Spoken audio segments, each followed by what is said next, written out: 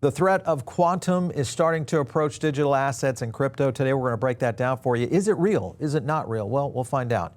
I do want to thank our sponsor, and that, of course, is iTrust Capital. You guys can jump over and get into your own crypto IRA.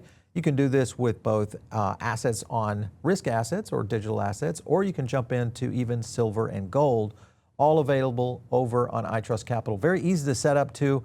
Use our link down below. It's going to give you a $100 funding reward just to get started and get rolling on that. Check it out. Use the link down below.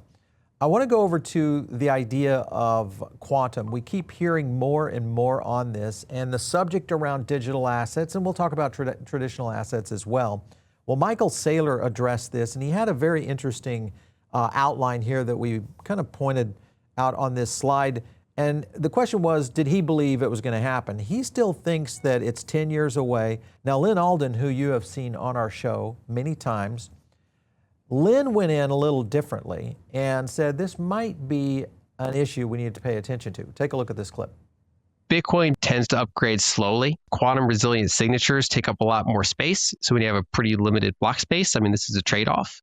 That being said, I've got a lot of contacts in institutional firms, and the quantum risk has hit them in a way that it wasn't, maybe a year ago or more. If they say there's a 10% chance that something happens in the next 10 years, and they'll say, I don't even know how to handicap that. I don't know if it's 2%. I don't know if it's 15%. They say there's this kind of variable there that is just outside of our technical pay grade to know. And so when you build an expected value model, they can make their bull case and base case the same as they were. But then in their bear case, they say, well, let's say an X% chance we get zeroed out. X% chance is some like messy chain split where one's trying to be quantum resilient and the other one's not. They have to fatten that left tail bear case, which then brings down their average price target or makes them say, well, we might have put in a 5% position, but now we're going to put in a 3% position. Maybe just it doesn't get past committee, and you would have had 5 out of 9 votes to get it in there, and now you've only got 3 or 4 votes, so it doesn't go in.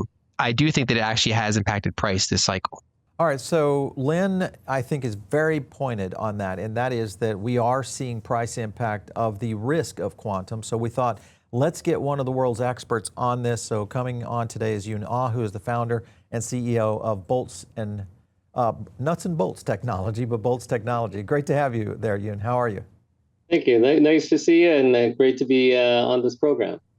So I want to get right to it, of the point that we're hearing so much right now in the industry, and that is around the issue of the real threat of quantum, or at this stage, is it just a lot of FUD? I don't think it's the latter. I think it is a real threat. Shor's algorithm, which is the professor who developed algorithm based upon a theoretical quantum computer, and that's the algorithm that is scaring everybody, in that if a quantum computer of sufficient power comes into play and utilizes the Shor's algorithm methodology, it can crack modern cryptography in the form of RSA, Ribus, Shamir, and Edelman, and then you got the ECC, elliptic curve cryptography. So that theoretically, that's proven that will happen. Now there's been a big race in the last 10 years in trying to advance the quantum computing hardware components to be more and more powerful. And every 12 to 14 months or so, you're seeing significant advances. I think the guessing game as to, do you think it's going to be 2 years, 5 years, 10 years? I don't think that goes anywhere. I think what I'd rather concentrate on is, how is the world responding? And I don't mean just the crypto world, whether it's permissionless or permission cryptos, but look at governments and look at how our own Congress has been responding to this. I think at some point you have to make the decision, are all these people wrong? And why do we even have a Quantum Preparedness Act that's already a law since 2022, right? So you go, hey, these are actual laws in place that both sides of the political spectrum have voted in. They recognize that something is wrong, something's going to be a big risk. They put this into motion. The Quantum Preparedness Act of 2022 got kicked into high gear back in August of 24. when the NIST standardized the first three post-quantum cryptography algorithms. And these are shorthand is called PQC algos.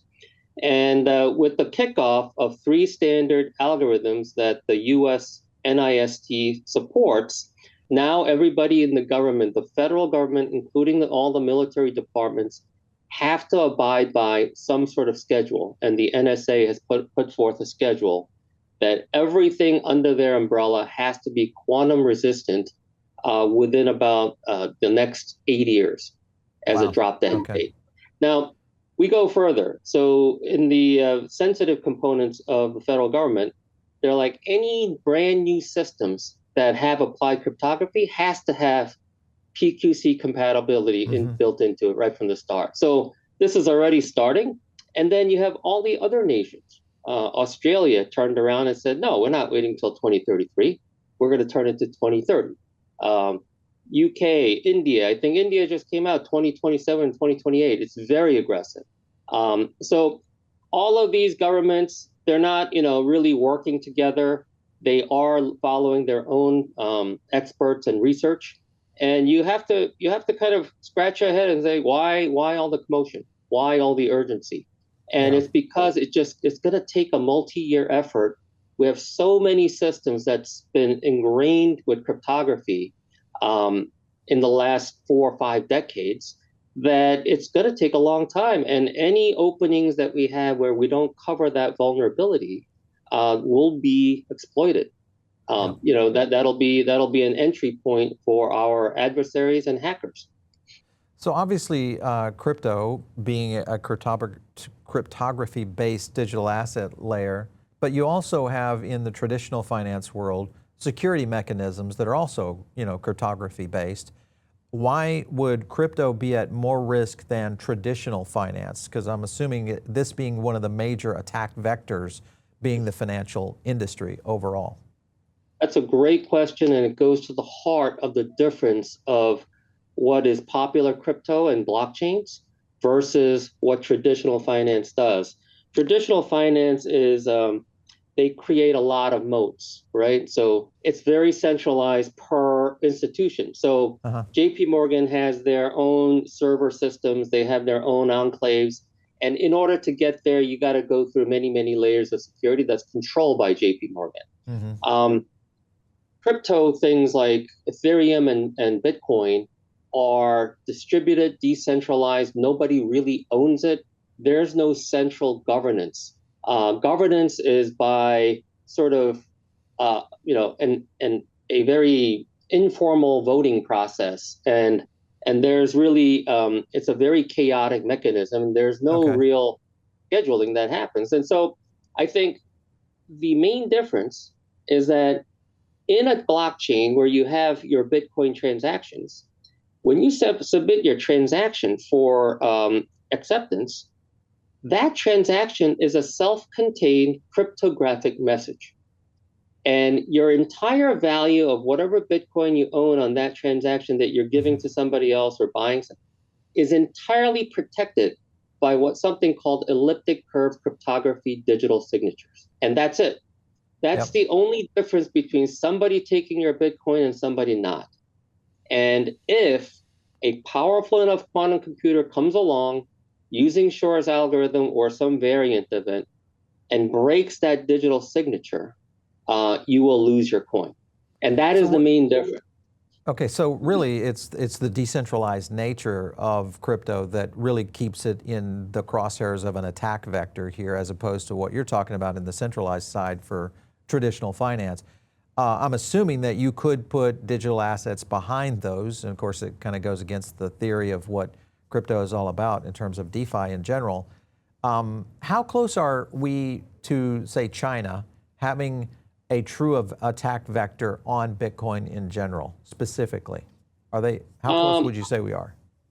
I would say I would have any idea. It could be, the next few years, 3 to 5 years, who knows?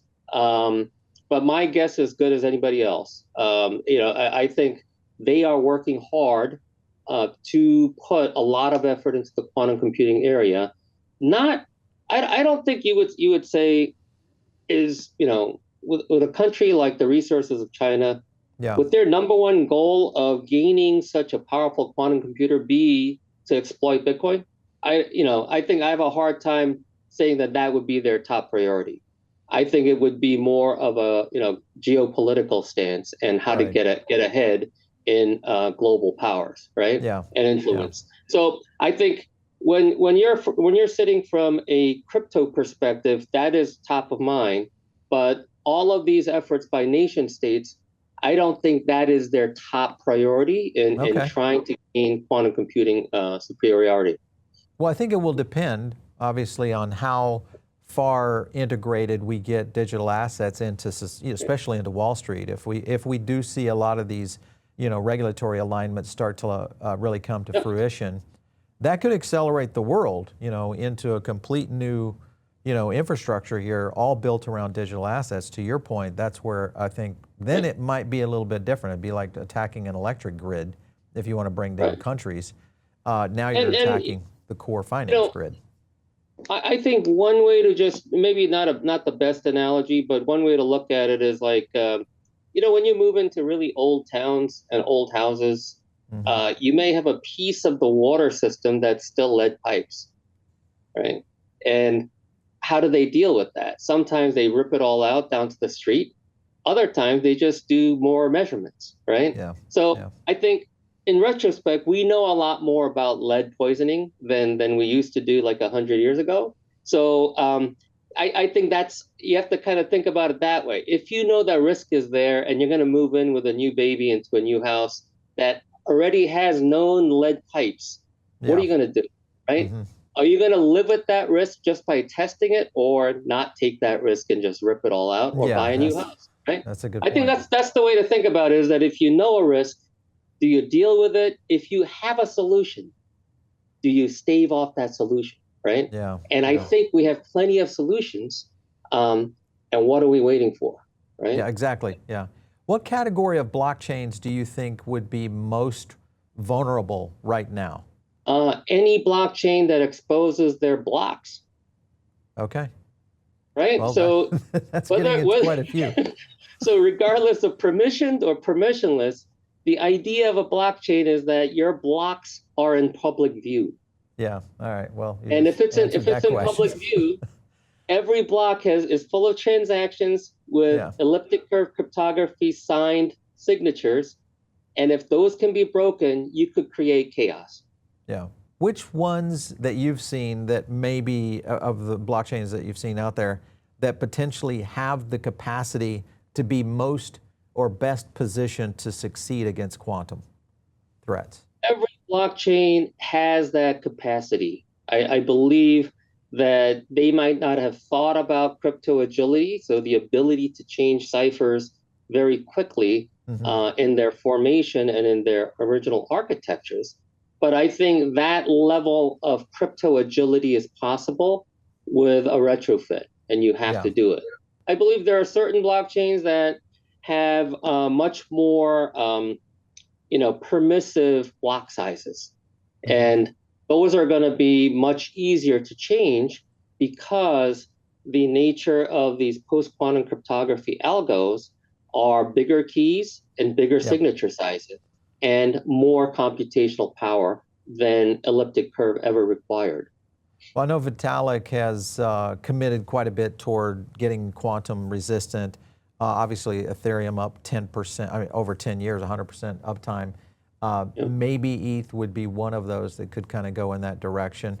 I was looking also at just the Google Trends right now. Look at this right here. This is the interest level on quantum, which has been climbing dramatically this year. Do you think that this is going to continue? Do you think we're going to continue to see interest in parties, especially as we start to see the shift towards digital assets, tokenized treasuries, all those kind of things coming, continue to accelerate? Absolutely. I think digital signatures, breaking digital signatures of the legacy kind is one aspect of quantum computing, but there are other aspects of quantum computing that could give entire industries, nation states, a leap over others. Okay. So, I don't know if you ever heard this thing about, our traditional semiconductors, right? Is a triumvirate. On the top, you have ASML, and then you have the two makers, which is TSMC and Intel. Yep. Those three are Western controlled, right? And because they're the only companies in the world that could produce in mass the type of CPUs running sequential logical operations. Think about how that formed and how that is allowed to persist, and what other nations that are not in that control group will say, hey, if we get a handle on quantum computing hardware, we could create one of those ourselves, right? That type of leapfrogging and dominance for decades. And I think that's what they're going for, is that this is a new ground zero of computing technology that is based on completely different science than what we're used to. And that's a land grab, right? It's a real land grab, and whoever gets there first can dominate for lasting, for decades. Well, it's kind of like we were talking about this in the research. It's almost like moon mission level for governments to try to get in and ahead of this. All right, so with your company, Boltz Technologies, Cryptographic Logistics, what are you guys doing here? Are you helping governments prepare? Are you going directly into industries? What's the area that you guys have the expertise for? So Boltz was born out of a technology that I developed for the purposes of applying cryptography better. And we created a secure protocol. And I don't know, especially how, if you know, like the basics of a communication session in the digital arena, it is session based, right? So when we do this podcast right now, there's a communication session that negotiated what cryptography we're going to use, what key exchanges we're going to use, and then that's how the entire session is encrypted and decrypted using one type of cryptography. Right. What we did was we said, we need something better than that, more flexible, and we brought it down to where it is crypto agility at the message level. So you could actually have sessionless secure messages going back and forth and cryptography changing on the fly, right? Interesting. And so that was something that we proposed to the NIST for one of their small business innovation grants. And they picked us up as one of 12 projects in the year of 2024. And they said, and it goes across their whole science, endeavors. So being picked as an applied cryptography project was something that we were not expecting. Yeah. And we worked directly for the people who were picking the PQC algorithms as standards. Okay. And we asked the guy, we said, hey, why did you pick our project? And he said, well, we didn't think crypto agility can be brought down to this level, and we'd like to see it on whether it could be applicable to PQC algos. And within 6 months, we took our existing production level, we called it SDFT at the time, but we rebranded that to QFlex, embedded all of the available PQC algo variants, and showed them how we could change PQC algos per message. Now, if you think about it, I think earlier I mentioned that a public crypto coin transaction is a self-contained cryptographic message. Okay, yeah. That is a QFlex message. I see. Right? So now we will be able to offer any blockchain the ability where the wallet, the user, the digital asset owner has the capability to change cryptography on their very next transaction. Wow. Okay. And I believe that's closer to the original ethos of a public blockchain than anything else. Because if it's your asset, why aren't you allowed to pick the lock that you put around it, right? And you should. And our technology also allows you to put as many locks as you want, not just one. If you want 2, you get 2. If you want 5, you could do 5. Now, but that brings up a very interesting question, which is, didn't you tell me that this takes more space, more time on a computer, and aren't all blockchains worried about transactions per second metrics? Yep. Therein lies something that's, I think, is going to be more and more apparent that we're going to have to address, is that in some way, whether implicitly or explicitly, crypto users are going to have to accommodate and figure out how to pay for the cryptography they want to use to protect that transaction.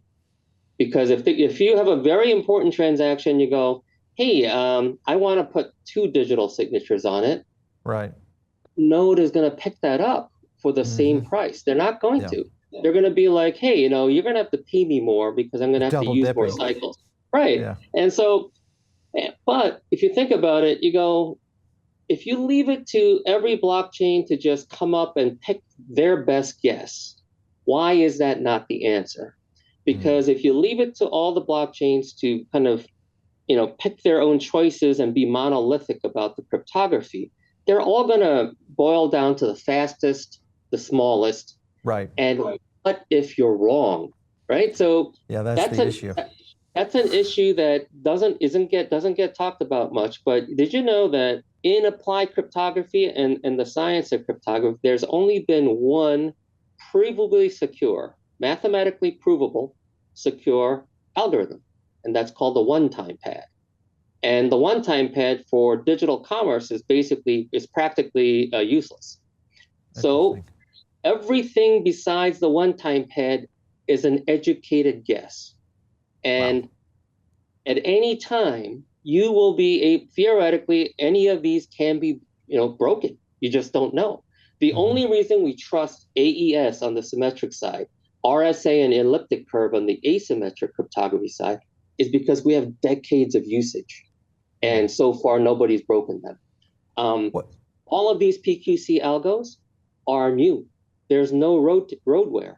We don't know. And in the process of the 8-year evaluation process that the NIST put in for the PQC selections, 2 top contenders at the very last 6 months got their legs were taken out by a couple of researchers in Europe.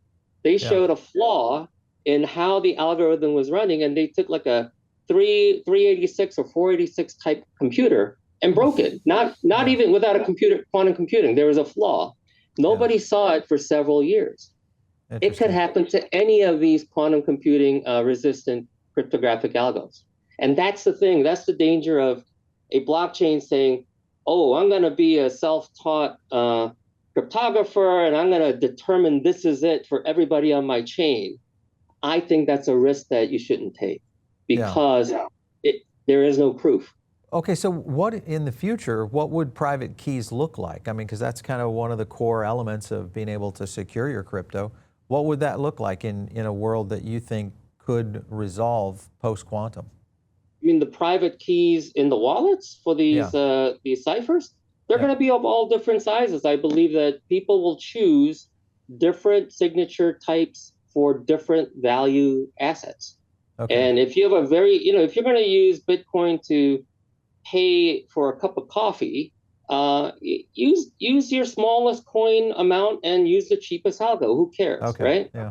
But if you're going to do a multi-million-dollar transaction, you may want 2 or 3 algos on top of that, right? 2 or 3 signatures so that it makes it harder for somebody to break that transaction. So, I think it's all about risk control, knowing where the risks lie and why you want to design a system to be flexible. Yeah, well, I think that's the key here is because that would change the dynamic, especially if you're able to get down inside the algorithm itself to start to change kind of the very nature of how it's being used would be intriguing. What I was saying is, what about when you look at the value of a blockchain or a company that provably gets to a quantum resistant, we'll call it quantum resistant blockchain? Do you think that is going to be very unique and that the market is going to reward that dramatically, or do you think it's just going to be just the beginning? Kind of like what we're seeing in the AI space right now, where you have a lot of LLMs kind of spinning up. Sure, ChatGPT was one of the first, but now you've got so many others. What would be your opinion on that? I think it will give you a competitive edge until the day the threat really gets realized, right? And then you'll have a big disproportionate revaluing of ecosystems. Yeah. But until then, it's just as good as guess as anybody else. And you have to kind of, the more knowledgeable you are and the way you see these things happening, you have to kind of figure out how do you mitigate different types of risks simultaneously? And the other thing is that we've enjoyed as Americans this really exalted position within the scientific world that the NIST has been the unofficial standards committee for cryptography for the last 50 years. Mm-hmm. That is no longer true. Interesting. So when it came to post-quantum cryptography algos, China and South Korea each independently stood up their own PQC algo standards divisions. So they're going to have their own standards. They're going to have their own variants. And Europe is also looking at doing some, and other countries are looking at creating subdivisions within their existing standards areas to create their own algo variants.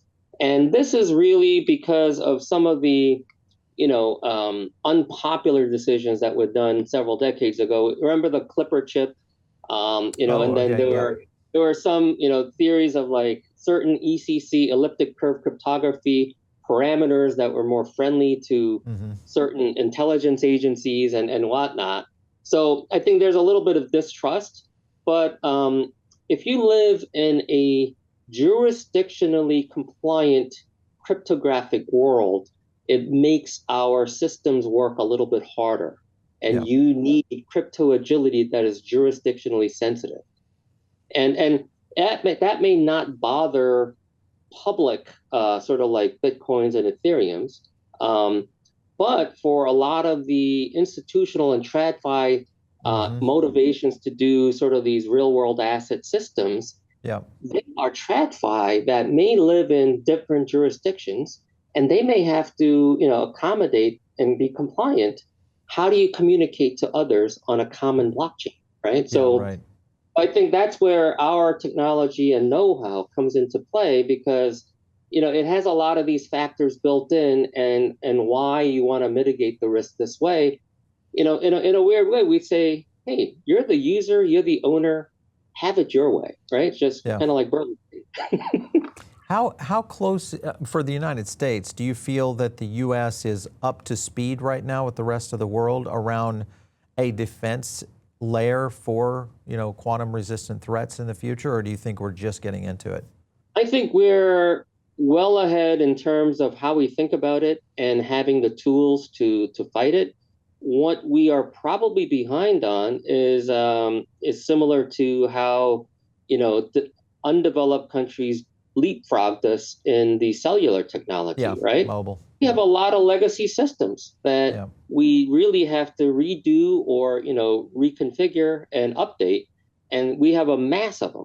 Whereas less developed countries have newer systems that may actually be much more compliant. So I think we have the best of both, best of like technology and know-how, but we just also have this huge chunk of work that we got to deal with.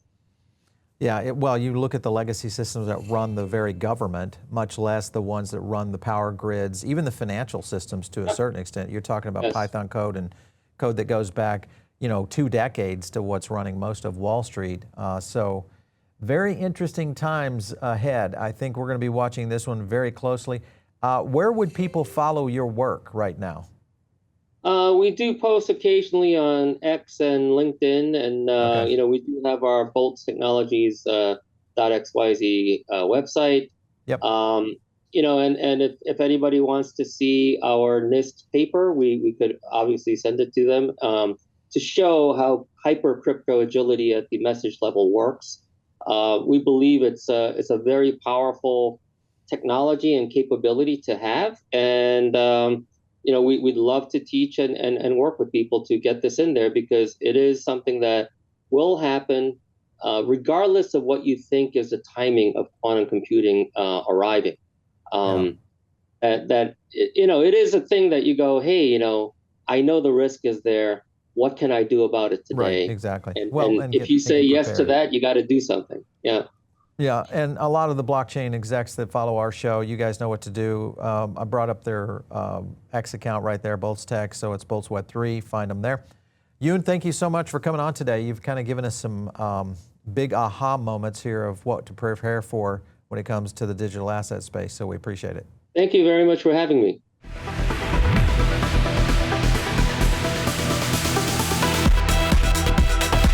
If you like this video, hit like and subscribe, drop a comment down below, and also join our free private member group. The link is in the description.